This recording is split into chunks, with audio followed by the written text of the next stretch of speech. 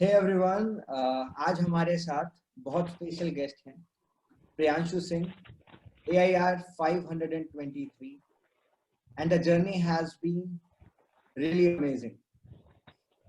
BTech Civil Engineering from IIT Delhi in 2015.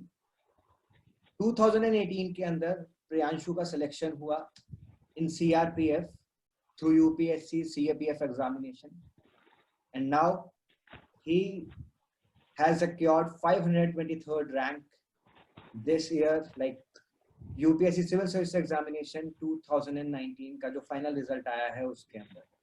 So hi Priyanshu, welcome to Hello sir. Academy's platform.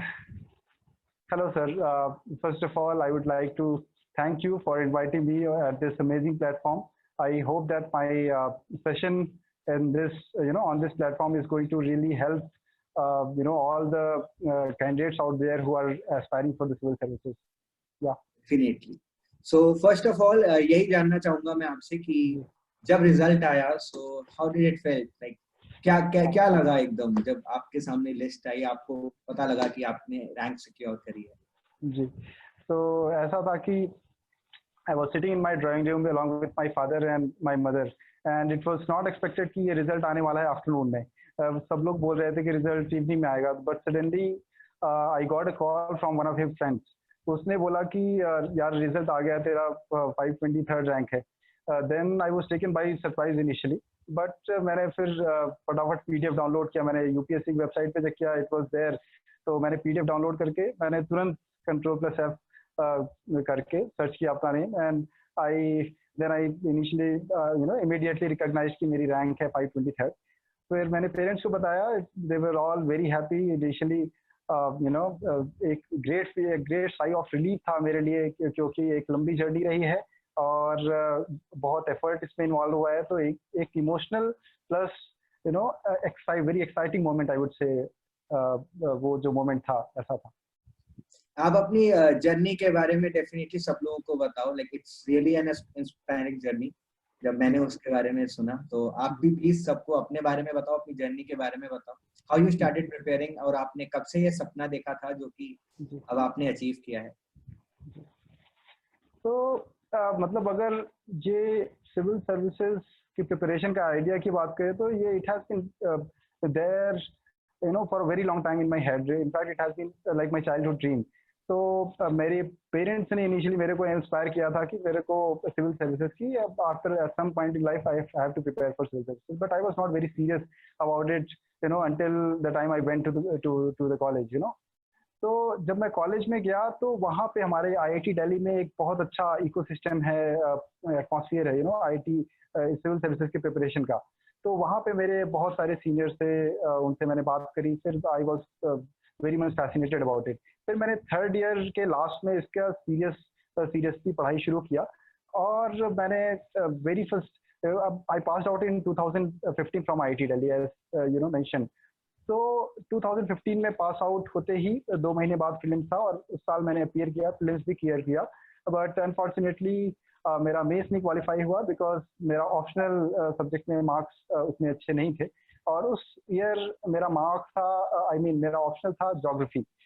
और फिर मैंने बहुत analysis करी अपने मार्क्स के बारे में, ऑप्शनल के बारे में. I talk to so many teachers, my friends, my seniors. Then मेरे को ये लगा कि मेरे को ये एक ऑप्शनल चेंज करना चाहिए जो कि और ज़्यादा मैनेजेबल हो, कम टाइम में कंप्लीट किया जा सकता हो, और जिसके लिए मैं ज़्यादा आंसर राइटिंग प्रैक्टिस के लिए एफर्ट डिवोट कर सकूँ. फिर मैंने वहाँ पे कॉल लिया कि मेरे को एंथ्रोपोलॉजी चूज़ करना चाहिए. तो एंथ्रोपोलॉजी फिर मैंने चूज़ किया, और उस अटेम्प्ट मैंने प्रीलिम्स मेंस दोनों क्वालिफाई किया, और मैं इंटरव्यू के लिए भी अपीयर हुआ.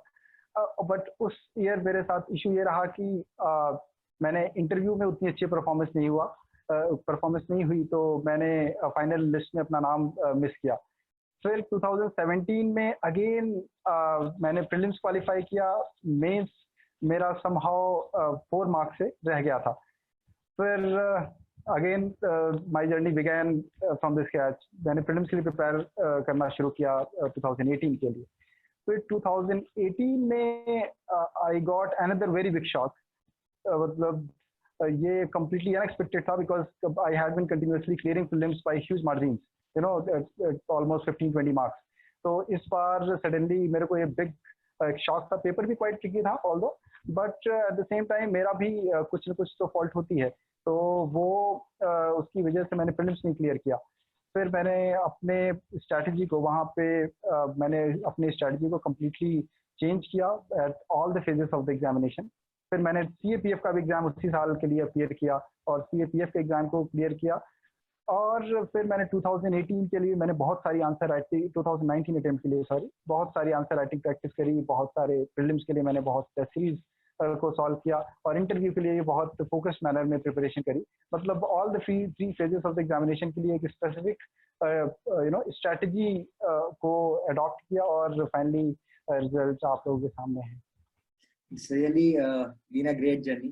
प्रियांशु, जैसे अभी आपने बताया कि लाइक आप रेगुलरली आप अटेम्प्ट्स दे रहे थे, आपके अंदर आपको विश्वास था कि ये वाला नहीं तो कोई बात नहीं, नेक्स्ट टाइम. तो वो जो सोर्स ऑफ मोटिवेशन है वो डेफिनेटली मैं और जितने भी लर्नर्स हैं वो डेफिनेटली जानना चाहेंगे कि अपने आपने अपनी जर्नी के अंदर जो टेम्पो है, उतार चढ़ाव जितने भी है, तो उनसे आपने क्या सीखा और उसको मेंटेन कैसे किया. मतलब इतना एकदम जब जर्नी थोड़ी सी लंबी हो जाती है तो बहुत सारे लोग मिस आउट कर जाते हैं इस जर्नी को मेंटेन करना और बहुत ज्यादा डिमोटिवेट हो जाते हैं. और जैसे कि ये जो कोरोना वाला ईयर चल रहा है, बहुत सारी इश्यूज मेंटल हेल्थ को लेकर भी आ रहे हैं. सो इतनी ज्यादा मतलब आपने किस तरीके से, कहाँ से आपका सोर्स ऑफ मोटिवेशन आया, कैसे आपने चीजों को मैनेज किया, प्लीज उसके बारे में बताइए. जी श्योर. तो इट्स वेरी ट्रू कि जब जर्नी थोड़ी लंबी हो जाती है तो there are really moments of lows, moments of frustration, जहाँ पे आप डिमोटिवेटेड हो जाते हो. और कई बार ऐसा होता है कि जब आप एक्सपेक्ट कुछ अच्छा कर रहे होते हो और यू गेट अ सेटबैक. तो ऐसे में मेरे हिसाब से एक मेरे पर्सनल लेवल पे अगर मैं बात करूँ तो मैं मुझे लगता है मेडिटेशन एक ऐसी चीज़ है जो मेरे को बहुत एक इनर स्ट्रेंथ प्रोवाइड करती है लगातार बेसिस पे. और साथ ही साथ मुझे ऐसा लगता है पेरेंट्स का सपोर्ट, मेरे फादर हैं वो किसी भी, मैं ऑल्दो पूरी जर्नी में कई बार ऐसा डीमोटिवेट हुआ, बहुत मतलब मोमेंट्स ऑफ लोज आए, लेकिन माय फादर वो हमेशा, वो उनके दिमाग में एक क्षण भी नहीं था, उन्होंने हमेशा मेरे को मोटिवेट किया और वो हमेशा बोलते थे बेटा तुम अच्छा करोगे, मैं पक्का श्योर हूँ कि तुम एक न एक दिन अच्छा रैंक लाओगे, कभी हार नहीं माननी है.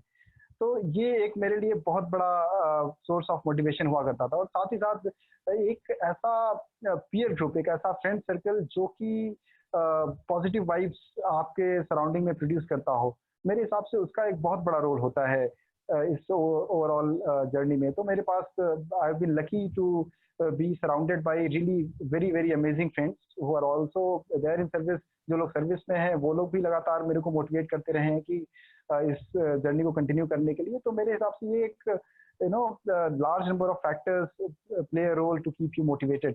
तो ये मैं बोलूँगा मेरा सोर्स ऑफ मोटिवेशन रहा है. ग्रेट. प्रियांशु, आप जितने भी लर्नर्स जो कि आप तैयारी कर रहे हैं, आपके जूनियर एस्पिरेंट्स, सो आप उनको क्या सलाह देना चाहेंगे प्रीलिम्स की प्रिपरेशन के लिए, मेंस की प्रिपरेशन के लिए? जैसे बहुत सारे लोग कहते हैं कि इंटीग्रेटेड प्रिपरेशन करनी चाहिए. अब आपने जैसे सिनेरियो देखा है, आपने पेपर्स को भी एनालाइज किया होगा कि पेपर्स का पैटर्न धीरे धीरे चेंज हो रहा है. So what you want to suggest अपनी प्रिपरेशन, लाइक प्रीलिम्स में क्या करना चाहिए, मेंस में, इंटरव्यू में, प्लीज. मुझे लगता है कि ऑल्दो उसमें कोई डाउट नहीं है कि तीनों फेजेस ऑफ द प्रिपरेशन में कुछ इंटीग्रेशन तो होना चाहिए, क्योंकि कोई ऐसा वाटर टाइट कंपार्टमेंट के रूप में प्रिपरेशन आप नहीं कर सकते हैं, और अगर करते हैं तो सक्सीड नहीं होंगे, क्योंकि जो प्रीलिम्स में हम फैक्ट्स को मगअप करते हैं वो यूज़ होते हैं मेंस में भी, और वो यूज़ होते हैं इंटरव्यू में भी जब आप अपने पॉइंट्स का सब्सटैंशिएट करते हैं. सिमिलरली एनालिसिस वाला पार्ट है वो भी, अगर आपका एनालिटिकल स्किल नहीं है तो आजकल स्टेटमेंट बेस्ड क्वेश्चन प्रीलिम्स में आते हैं, तो वो नहीं है तो आप प्रीलिम्स के एमसीक्यूज को नहीं कर सकते. बट हैविंग सेड दिस, मैं ये भी कहूँगा कि मतलब हमेशा ही इंटीग्रेटेड वे में हम नहीं चल सकते हैं. जैसे कि अगर आप प्रिपरेशन फॉर इंस्टांस शुरू कर रहे हैं अभी, और फॉर इंस्टांस आपको नेक्स्ट ईयर अपीयर करना है, तो अभी से मैं ये बोलूँगा कि अभी डेफिनेटली आपको इंटीग्रेटेड अप्रोच रखना चाहिए कि आप एनसीईआरटीज पढ़ें, फैक्चुअल डिटेल्स भी देखें, और साथ ही साथ आंसर राइटिंग प्रैक्टिस भी करते रहें. तो पॉइंट ये है कि आंसर राइटिंग स्किल्स को भी इम्प्रूव करें और साथ ही साथ अपना नॉलेज बेस को भी लगातार एनहांस करने पे फोकस करते रहें। लेकिन जब प्रीलिम्स के 2 या 3 महीने रह जाएं तो वो ऐसा मोमेंट होता है जहां पे आपको कंप्लीट प्रीलिम्स मोड में आ जाना चाहिए। मैक्सिमम से मैक्सिमम टेस्ट सीरीज को टेस्ट पेपर्स को सॉल्व करना चाहिए, मैक्सिमम एमसीक्यूज को सॉल्व करना चाहिए और जो basic NAAC of solving MCQs होता है वो डेवलप करने पे बहुत जोर देना चाहिए और एलिमिनेशन पे फोकस करना चाहिए कि एलिमिनेशन एक ऐसी स्किल है जो कि प्रीलिम्स में बहुत रिक्वायर्ड होती है, without which you cannot clear prelims, क्योंकि आपको बहुत सारे गेसेस करने होते हैं और वो इंटेलिजेंट गेसेस होने चाहिए तभी आपका प्रीलिम्स क्लियर होगा। एंड देन उसके बाद प्रीलिम्स के बाद आपको कंप्लीटली मेंस के मोड में एंटर करना होता है और वहाँ पे आपको ऑब्वियसली कुछ इंटीग्रेशन नहीं कर सकते हैं, वहाँ पे आपको प्रीलिम्स को कंप्लीटली छोड़ना होगा और कंप्लीट फोकस करना होगा सारे के सारे पेपर्स के लिए एक डेफिनेट स्ट्रेटजी बना के ज़्यादा से ज़्यादा टेस्ट सीरीज टेस्ट पेपर्स को सॉल्व करने की स्ट्रेटजी होनी चाहिए। एंड देन उसके बाद एक बार मेंस का रिजल्ट आ जाए तो फिर हमें प्रीलिम्स इंटरव्यू के लिए हमारे पास रफली 1 मंथ के आसपास का होता है एंड वो टाइम होता है जहाँ पे हमें इंटरव्यू के लिए स्पेशल फोकस करना चाहिए और वो 1 महीने पे तो हमें नॉलेज एनहांसमेंट एवरीथिंग पे फोकस करना ही चाहिए, लेकिन प्रीलिम्स और मेंस मेंस एंड मेंस के रिजल्ट के बीच का जो टाइम होता है उसको भी बहुत इफेक्टिवली यूटिलाइज करना चाहिए इन द सेंस कि हमें न्यूज़पेपर के लगातार टच में बने रहना चाहिए। जो बेसिक हमारे ड्राफ्ट में हमने डिटेल्स डाल रखी हैं उसको भी हमें कुछ न कुछ जैसे रात में कभी बैठे हुए हैं तो कम से कम आधे घंटे भी एक पर्टिकुलर पॉइंट पे दे दिया और ब्रेनस्टॉर्म कर लिया कि इस पे क्या क्या क्वेश्चन पूछे जा सकते हैं और क्या क्या मैं पॉसिबल आंसर्स दे सकता हूँ। तो ये मेरे हिसाब से in nutshell 3 phases of the examination के लिए स्ट्रैटेजी होनी चाहिए। ग्रेट। सो आप कुछ इसके बारे में भी जरूर मैं जानना चाहूंगा कि जैसे पेपर चेंज हो रहे हैं, जैसे पेपर की अप्रोच भी धीरे धीरे चेंज हो रही है, क्वेश्चंस का टाइप भी धीरे धीरे बदल रहा है, तो आपके हिसाब से वो एनालिसिस मतलब किस साइड में जा रहा है? जो बच्चे अभी एग्जाम देने वाले हैं, लगभग 2 महीने से भी कम समय अब तो बच गया है ना, 4 अक्टूबर को यहाँ पर बच्चों का एग्जाम है, तो उनके लिए आप क्या सलाह देना चाहेंगे? लाइक लास्ट टाइम स्ट्रेटेजी क्या होनी चाहिए उनके लिए?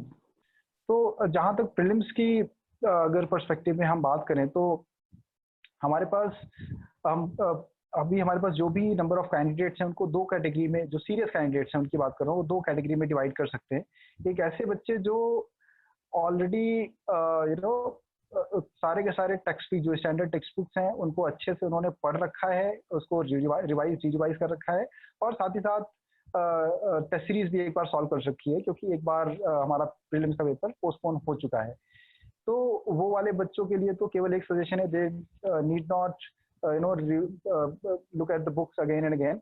वो थोड़ा मोड़ा टाइम दे सकते हैं बुक को रिवाइज एंड री रिवाइज करने के लिए, लेकिन मैक्सिमम जो उनको अपना टाइम एंड एफर्ट डिवोट करना चाहिए वो मुझे लगता है अपने टेस्ट सीरीज में।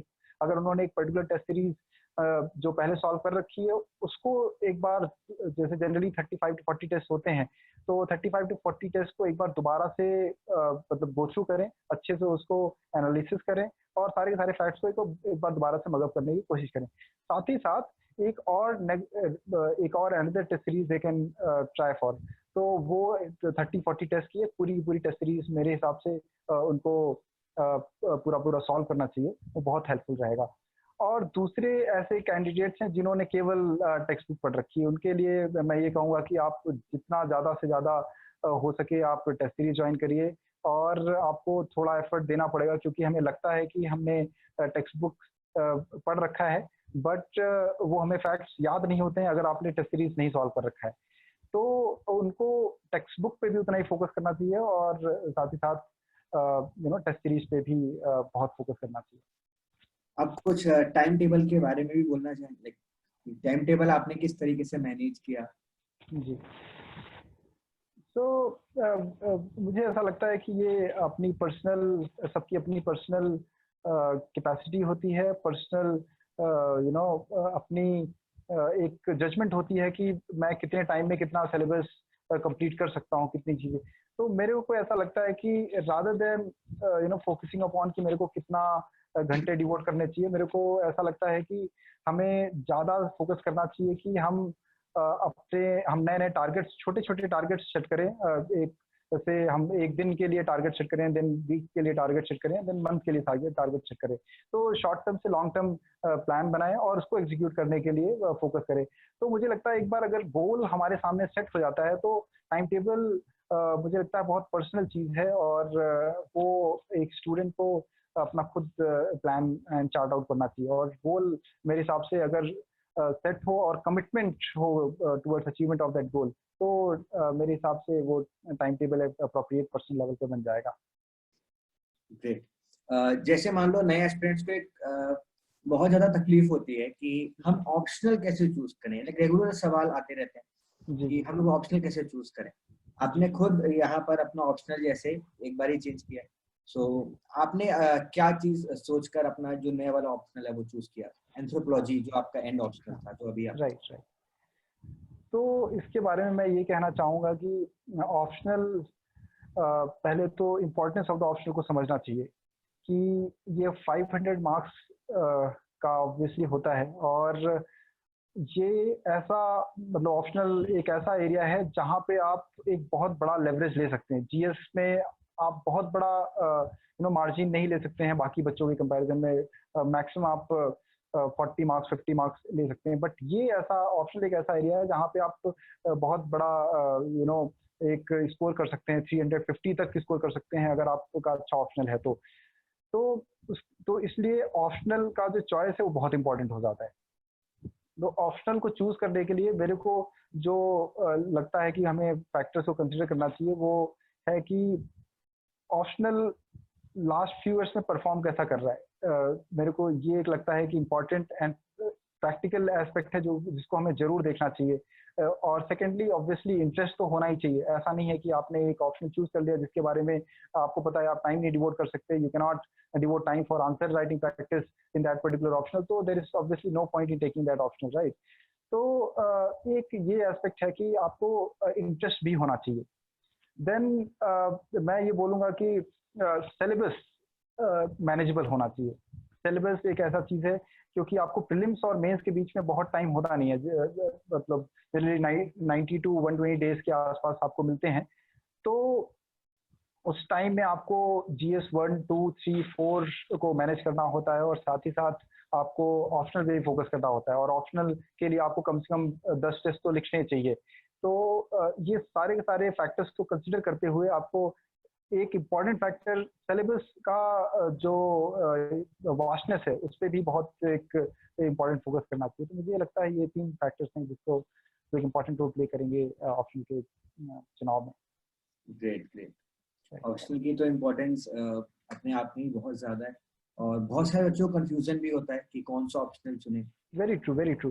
तो एक मैं ये भी सजेस्ट करना चाहूँगा, I would like to add one more point, कि अगर आप जब ऑप्शनल का चुनाव कर रहे हैं तो बहुत सारे लोगों से बात भी करिए। अपने जो सीनियर्स हैं, जो ऑलरेडी सिलेक्टेड लोग हैं, उनसे एक बार बात जरूर करिए। टीचर से बात करिए, वो आपको अच्छी इंसाइट्स देंगे कि किस ऑप्शनल की क्या प्रोज एंड कॉन्स हैं। तो ये एक अनदर इम्पॉर्टेंट पॉइंट है जो मुझे लगा कि जरूर स्टूडेंट्स को बताना चाहिए। एक सवाल और, जब आप अपनी इंजीनियरिंग कर रहे थे आईआईटी दिल्ली के, उस समय आपने अपनी प्रिपरेशन जर्नी जब चालू करी, सो आपने अपनी प्रिपरेशन को उस समय पर कैसे अपने ग्रेजुएशन के साथ मैनेज किया? बिकॉज बहुत सारे लर्नर्स, अब देखो अब नई नेशनल एजुकेशन पॉलिसी आ गई है, काफी सारी नई चीजें भी हो रही हैं, तो अपनी तैयारी को कुछ बच्चे ग्रेजुएशन के समय से ही चालू कर देते हैं, और बहुत सारे बच्चे इसी उसमें रहते हैं कि हम मैनेज नहीं कर पाते या अभी हमें पता नहीं है कैसे करें। तो उनके लिए आप क्या बोलना चाहेंगे कि कैसे आप लोग मैनेज कर सकते हैं उस समय? मुझे ऐसा लगता है कि यदि आप कॉलेज में हैं तो थर्ड ईयर सेकंड सेमेस्टर वो टाइम होता है, अप्रोप्रिएट टाइम, जहाँ पे आप सीरियसली चीज़ों को सोच सकते हैं सिविल सर्विसेज की तरफ। मैं थर्ड ईयर सेकंड सेमेस्टर इसलिए बोल रहा हूँ क्योंकि उसके पहले का जनरली जो सिलेबस होता है इंजीनियरिंग में, वो आपको ज़्यादा बिजी रखता है, ज़्यादा नंबर ऑफ कोर्सेज आपको करने होते हैं। तो आपको, और अगर यदि आपने सिविल सर्विसेज को उस समय उससे पहले फोकस करने की कोशिश करी तो हो सकता है आपका इंजीनियरिंग भी कॉम्प्रोमाइज हो, which might affect you in one way और द अदर इन फ्यूचर। तो मुझे लगता है कि थर्ड ईयर सेकंड सेमेस्टर आने के बाद मुझे ऐसा लगता है कि आपके अंदर इनफ मेच्योरिटी आ जाती है और वो अप्रोप्रिएट टाइम होता है जब आपको ये कॉल लेनी होती है कि मुझे फ्यूचर में क्या करना होता है। तो उसके बाद वो ऐसा टाइम है जहाँ पे आप न्यूज़पेपर्स से इनिशियली शुरू कर सकते हैं और साथ ही साथ एनसीईआरटीज को भी शुरू कर सकते हैं। कितना भी बिजी शेड्यूल हो इंजीनियरिंग में, मुझे लगता है कि फिर भी अपना सारा टाइम एकेडमिक्स को और एक्स्ट्रा करिक्स को देने के बाद भी there is ample amount of time left for you to devote to civil services. तो आप वहाँ पे एनसीईआरटी और न्यूज़पेपर रीडिंग स्टार्ट कर सकते हैं और उसके बाद वो जर्नी को धीरे धीरे आप फोर्थ ईयर में फर्दर इंटेंसिफाई कर सकते हैं। वहाँ पे आप ऑप्शनल का फोर्थ ईयर के फर्स्ट सेमेस्टर तक आप ऑप्शनल का चुनाव कर सकते हैं और सिविल आई मीन जीएस के जितने सब्जेक्ट्स हैं उस पर एक सीरियस तरीके से जो स्टैंडर्ड टेक्स्ट बुक्स हैं उस पर प्रिपरेशन शुरू कर सकते हैं। तो फोर्थ ईयर आपको काफ़ी टाइम इंजीनियरिंग में मिलता है जहाँ पे आप मतलब टाइम को एक ज़्यादा तरीके से चैनलाइज कर सकते हैं सिविल सर्विसेज की तरफ। डेफिनेटली इनिशियल्स में एनसीईआरटी और न्यूज़पेपर की रेलेवेंस आज के सिनेरियो में और भी ज्यादा इंक्रीज होती जा रही है। Very true, very true. अच्छी इट वाज वंडरफुल। आप लास्ट कुछ कहना चाहेंगे लर्नर्स को अपनी तरफ से, कुछ मोटिवेटिंग वर्ड्स? या तो मुझे बस मैं यही कहना चाहूँगा कि सारे के सारे एस्पिरेंट्स को अपना पेशेंस नहीं खोना चाहिए। लगातार ऑब्वियसली वहाँ पे there would be moments of lows, जहाँ पे ऐसा मोमेंट आएगा जहाँ पे आप डीमोटिवेटेड होंगे, लेकिन वो समय बहुत कम होना चाहिए कि जहाँ पे आप डीमोटिवेटेड हो। लगातार अपने आप को मोटिवेटेड रखो और साथ ही साथ अपने आप को पॉजिटिव लोगों से सराउंड करके रखिए। पेरेंट्स से लगातार बात करते रहिए और बहुत बहुत बहुत सारा हार्ड वर्क इस पे दीजिए। Definitely you would succeed one day in this examination. Priyanshu की जर्नी से मैं एक ही बात बोलूंगा कि hard work plus disciplined consistency equals to success. Like जितनी मैंने अभी तक प्रियांशु से बात की है, जो मेरे को एक जो इक्वेशन समझ में आई है वो है hard work plus disciplined consistency. तो वो बहुत ज्यादा इम्पोर्टेंट है। ओके, चलिए, thank you everyone, thank you guys, thank you so much, thank you so much.